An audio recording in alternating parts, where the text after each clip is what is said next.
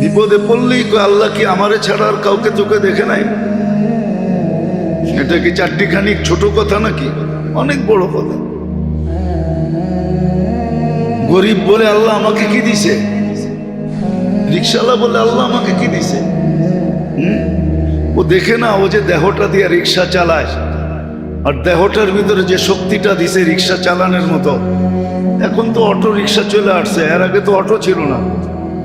ও তো অভিযোগ করতেছে আল্লাহ আমার কি দিছে, আল্লাহ কি দিছে। আবার সত্য তো এটাই,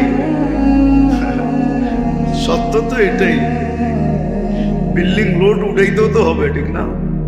কি অনেক সময় থাকে না, লোড বেশি হয়ে গেলে চাক্কা বাস্ট হয়ে যায়, হয় না? হয় না? হ্যাঁ, ও যে বলে আল্লাহ আমাকে কি দিছে, ও দিলে আবার লোড উঠাইতে পারবো কিনা এটাও তো একটা ব্যাপার আছে, ঠিক না?